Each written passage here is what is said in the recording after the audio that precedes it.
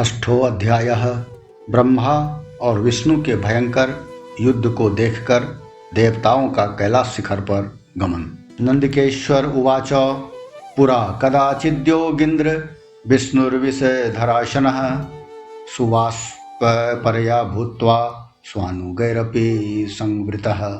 नंदिकेश्वर बोले, हे योगींद्र, प्राचीन काल में किसी समय शेषशायी भगवान विष्णु अपनी पराशक्ति लक्ष्मी जी तथा अन्य पार्षदों से घिरे हुए शयन कर रहे थे। यो दृच्छयागत अस्तत्र ब्रह्मा ब्रह्मविदांग वरः अपृच्छत् पुंडरीकाक्षं शयानं सर्वसुंदरम् कस्त्वं पुरुषवक्षेसे दृष्ट्वा मामपि दृप्तवत् उत्तिष्ठ वत्स मां पश्य तव नात्म्यहागतम् आगतं गुरुमाराध्यं दृष्ट्वा यो दृप्तवच्चरेत् द्रोहिणास्तस्य मूढ़स्य प्रायश्चित्तं विधीयते।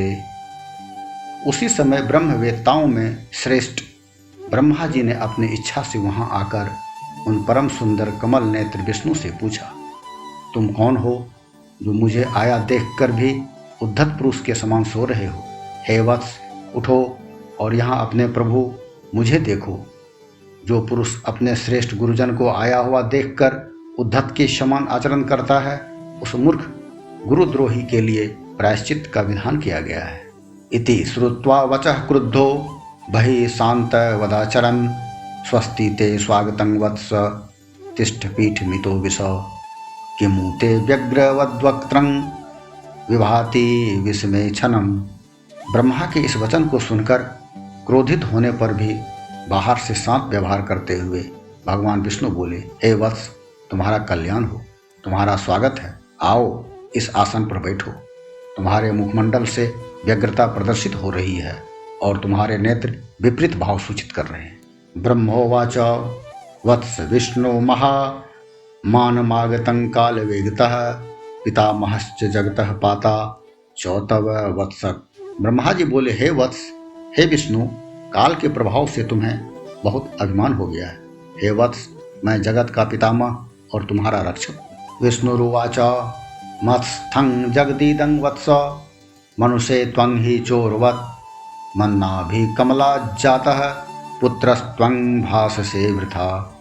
विष्णु बोले, हे वत्स, यह जगत मुझ में ही स्थित है।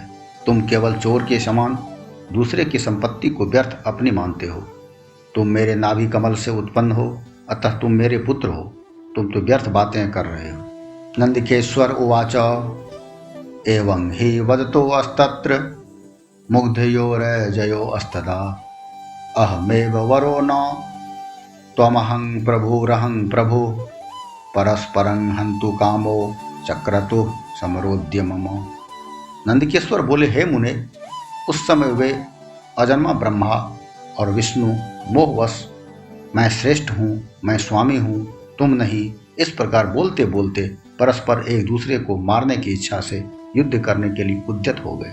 युयुधाते अमरो वीरो हंस पक्षेन्द्र वाहनो वैरंच्या वैष्णवांश्चैवं मिथो युयुधीरे तदा। हंस और गरुड़ पर आरूढ़ होकर वे दोनों वीर ब्रह्मा और विष्णु युद्ध करने लगे। तब ब्रह्मा और विष्णु के गण भी परस्पर युद्ध करने लगे। तावद्द्वैमान गतयः सर्वा वै देवजातयः दिदृक्षवः समाजग्मुः समरं तं महाद्भुतं क्षिपन्तः पुष्पवर्षाणि पश्यन्तः स्वैरमंबरे सुपर्णवाहन अस्तत्र क्रुद्धो वै ब्रह्मवक्षसि मुमोच बाणानस हानास्त्रांश्च विविधान बहून्। उस समय सभी देवगण उस परम अद्भुत युद्ध को देखने की इच्छा से विमान पर चढ़कर वहां पहुंच गए। वहां आकर आकाश में अवस्थित हो पुष्प की वृष्टि करते हुए वे युद्ध देखने लगे। गरुड़ वाहन भगवान विष्णु ने क्रुद्ध होकर ब्रह्मा के वक्ष स्थल पर अनेक प्रकार के असंख्य दुस्सह बाणों और अस्त्रों से प्रहार किया।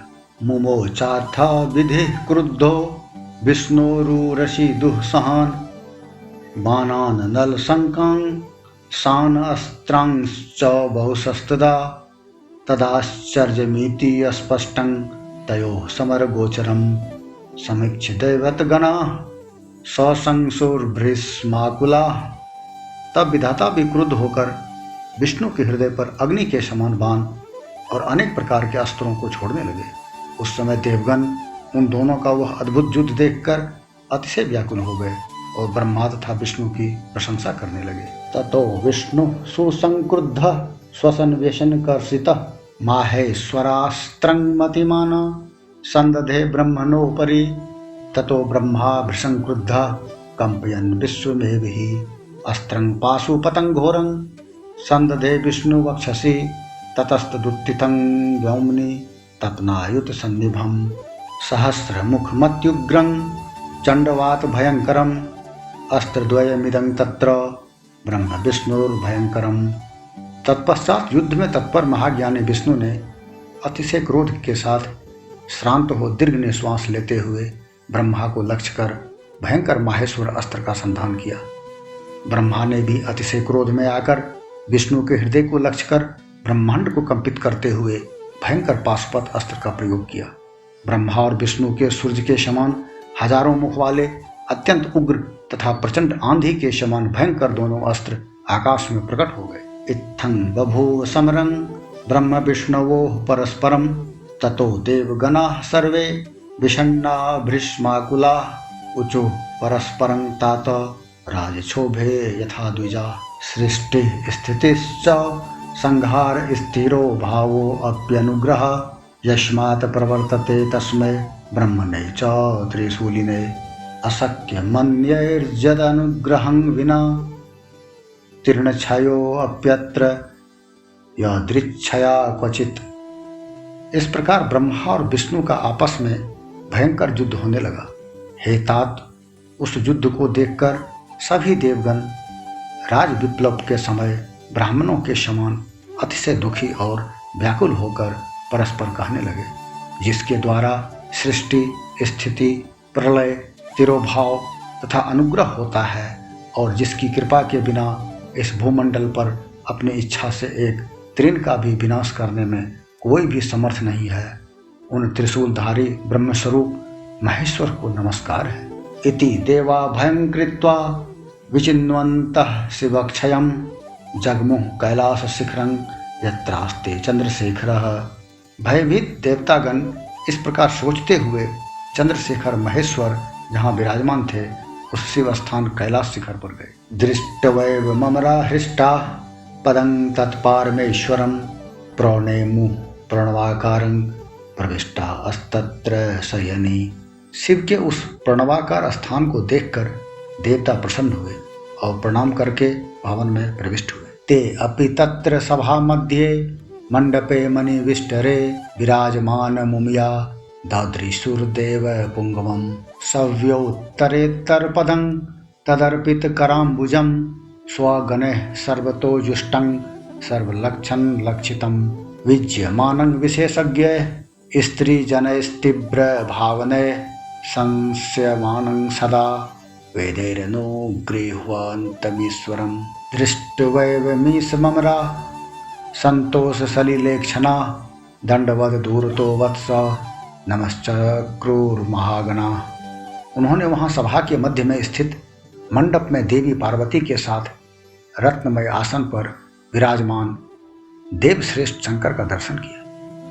वे वाम चरण के ऊपर दक्षिण चरण और उसके ऊपर वाम कर कमल रखे हुए थे।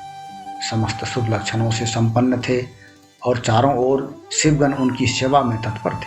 शिव के प्रति उत्तम भक्ति भाव वाली कुशल रमणियाँ उन पर चमक डुला रही थी। वेद निरंतर उनकी स्तुति कर रहे थे और वे अनुग्रह की दृष्टि से सबको देख रहे थे। हे बस, उन महेश्वर शिव को देखकर आनंदाश्रु से परिपूर्ण नेत्रों वाले देवताओं ने दूर से ही उन्हें दंडवत प्रणाम किया। तान वेक्ष्य पतिर्देवान समीपे चाहुयद गणे अथ संह्लादयन देवान देवो देव शिखामणि अवोचदथ गंभीरं वचनं मधुमंगलम। भगवान शंकर ने उन देवों को देखकर अपने गणों से उन्हें समीप बुलवाया और देव शिरोमणि महादेव उन देवताओं को आनंदित करते हुए अर्थ गंभीर मंगलमय तथा सुमधुर वचन कहने लगे। इति श्री शिव महापुराणे प्रथमायां विद्वेश्वर संहितायां देवानां कैलाश यात्रा वर्णनं नामक 8वां अध्याय।